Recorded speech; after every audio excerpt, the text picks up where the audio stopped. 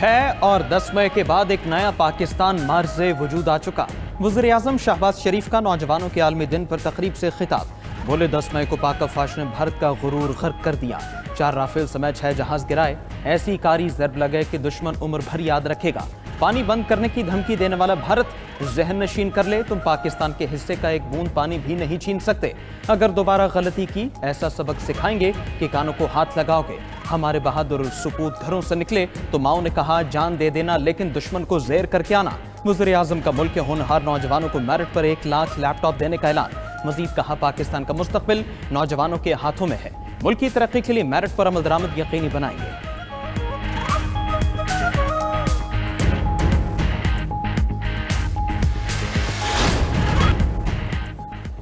Peshawar high court ने election commission को उमर अयूब और शिबली फराज के खिलाफ मजीद कार्रवाई से रोक दिया। सेनेट और कौमी असम्बली में नए अपोजिशन लीडर्स की तकर्री भी न करने का हुक्म। उमर अयूब और शिबली फराज की नाअहली के खिलाफ दरखास्त की समाअत। अदालत ने फरीकैन को नोटिस जारी करते हुए मजीद समाअत 15 अगस्त तक मुलतवी कर दी। मीडिया से गुफ्तगू में बैरिस्टर गौहर बोले, हम 180 सीटें जीत चुके थे, आज हम 76 सीटों के साथ बैठे हैं। अवाम के मैंडेट की इज्जत नहीं होगी तो मुल्क मजीद खतरे में होगा। उमर अयूब ने कहा सब केसेस सियासी हैं जो खत्म हो जाएंगे। मौजूदा हुकूमत के इतने स्कैंडल आ चुके, कोई पूछने वाला नहीं है।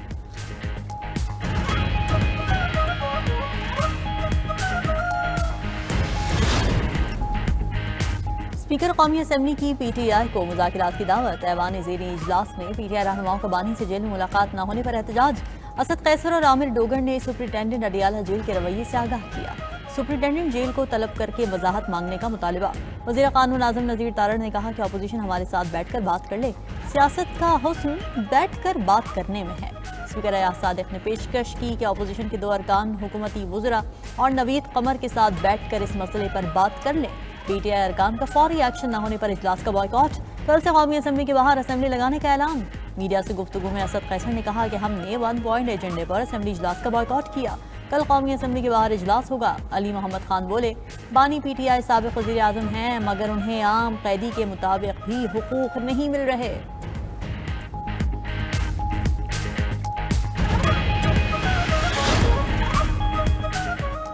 कौमी असम्बली के बाद सेनेट में भी अपोजिशन अरकान का एहतजाज। तकारीर में एक दूसरे पर तंज के निश्तर चलाते रहे। सेनेटर अली जफर ने कहा हालिया दिनों में मुल्क की सियासी और अदालती तारीख में बदतरीन फैसले किए गए।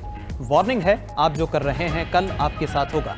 इस सिलसिले को रोकें, कब तक दायरे में घूमते रहेंगे। वज़ीर कानून आज़म नज़ीर तारड़ बोले, हमने जो भुगता आज उसका 1% भी नहीं है। 9 मई के जिम्मेदारों को कानून का सामना करना होगा। सजा हो जाए तो जमानत भी नाअहली को नहीं रोकती। हम इजहार हमदर्दी तो कर सकते हैं, लेकिन कानूनी रिलीफ अदालतों से ही मिलना है। सेनेटर शहरी रहमान बोली, पीटीआई से हुकूमत की मुआशी और सिफारती कामयाबियां हजम नहीं हो रही। शहरी रहमान की तकरीर पर अपोजिशन का चेयरमैन डाइस के सामने एहतजाज, फिर वॉकआउट कर गए।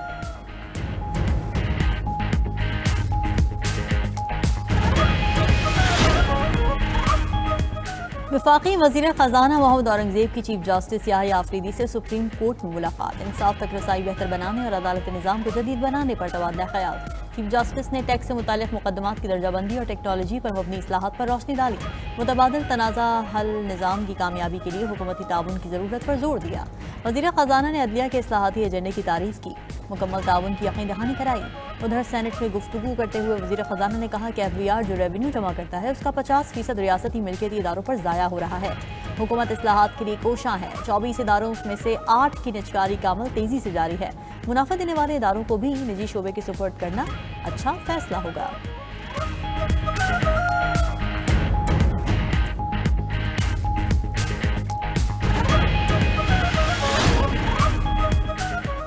9 मई जलाओ घिराओ मुकदमात में इंसदाद दहशतगर्दी अदालत का फैसला। डॉक्टर यास्मीन राशिद, उमर सरफराज चीमा की जायदादें जब्त करने का हुक्म। मियां महमूद रशीद और एजाज चौधरी की जायदादें भी जब्त होंगी। अदालत ने सजा याफ्ता मुजरिमों के जेल वारंट जारी कर दिए। चारों मुलजिमान को 10-10 साल कैद और 6-6 लाख रुपए जुर्माने की सजा। मुलजिमान के खिलाफ थाना शादमान और थाना सर्वर रोड में मुकदमा दर्ज है। अदालत ने गुज़श्ता रोज मुलजिमान के खिलाफ दोनों केसेस का फैसला सुनाया था। अदालत का शाह महमूद कुरैशी को रिहा करने का हुक्म। तफसीली फैसले में कहा, शाह महमूद की जमान पार्क में मीटिंग में शिरकत का सबूत नहीं मिला। अगर मीटिंग में शिरकत का सबूत नहीं तो बाकी इल्जामात भी खत्म हो जाते हैं।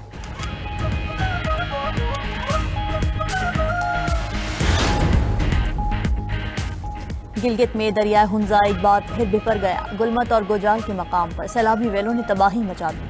50 से ज्यादा मजदूर जद में आने से बाल बाल बच गए। शाहराह रेशम पर लैंडस्लाइडिंग, बड़े बड़े पत्थर गिरने से मुतअद्दिद मकामात पर रास्ते बंद, कई मुसाफिर फंस गए।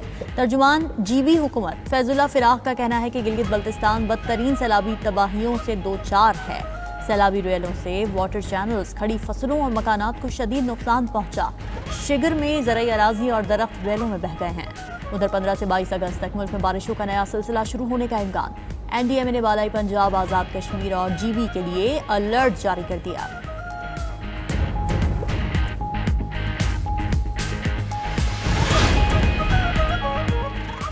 भारतीय रियासत उत्तराखंड के गांव धराली में क्लाउड बर्स्ट और लैंडस्लाइडिंग में 70 अफराद हलाक। हुकाम ने तस्दीक कर दी, फौजियों समेत 75 अफराद ताहाल लापता है।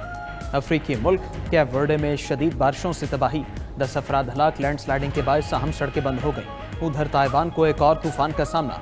पोर्टवेल तूफान मशरकी साहिल की जानिब बढ़ने लगा। हवाओं की रफ्तार 150 किलोमीटर फी घंटा से तजावुज कर गई।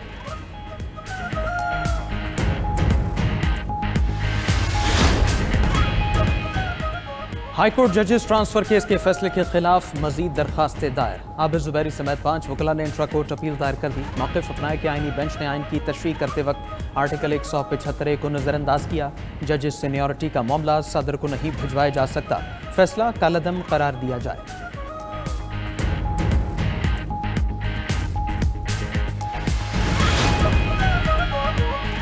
रिटायरमेंट के बाद सुप्रीम कोर्ट के चीफ जस्टिस को मिलने वाली पेंशन और मराहत की तफसीलात सेनेट में पेश। चीफ जस्टिस की पेंशन 2010 में 5,60,000 रुपए थी, 2021 में 14,52,000 हो गई।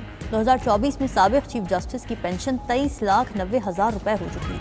साबिक चीफ जस्टिस की बेवा को मिलने वाली पेंशन की तफसीलात भी पेश।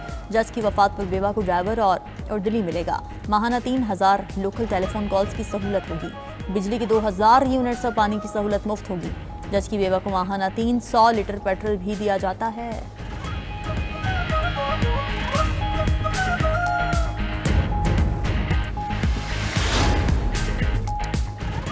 पाकिस्तान स्टॉक मार्केट में नया संगमील अबूर। इंडेक्स पहली बार 1,47,000 की नफसियाती हद अबूर कर गया। कारोबारी हफ्ते के दूसरे रोज दौरान ट्रेडिंग इंडेक्स 1,47,976 पॉइंट्स तक पहुंचा। इख्तिताम पर इंडेक्स 1,47,055 पॉइंट्स पर बंद हुआ।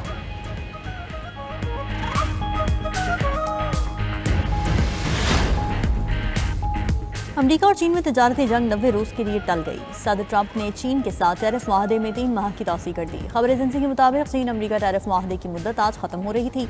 जनवरी में ट्रंप ने चीनी दरामदात पर 145 पर टैरिफ आयद किया था। जवाब में चीन ने अमेरिकी दरामदात पर 125% टैरिफ लागू किया था। मई में मुआहदे के तहत अमेरिका ने टैरिफ में 30% और चीन ने 10% कमी की थी। नए सदारती हुक्म के तहत मौजूदा टैरिफ रेट नवंबर तक नाफिज रहेगा।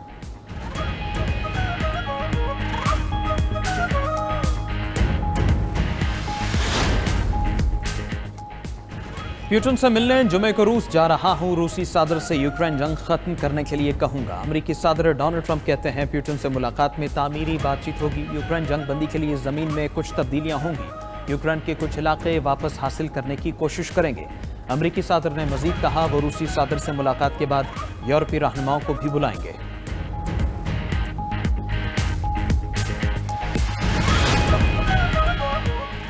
अमेरिका में एक और तैयारे को हादसा। रियासत मोंटाना में हवाई अड्डे पर तैयारा दूसरे तैयारे से टकरा गया। हादसे में मुतादिद तैयारे जलकर राख हो गए। खुशकिस्मती से कोई जानी नुकसान नहीं हुआ। उधर रियासत टेक्सास के शहर ऑस्टिन में फायरिंग से 3 अफराद हलाक। पुलिस ने हमलावर को गिरफ्तार कर लिया। पुलिस के मुताबिक 32 साल हमलावर ने पार्किंग लॉट में फायरिंग के बाद गाड़ी चोरी करके फरार होने की कोशिश की।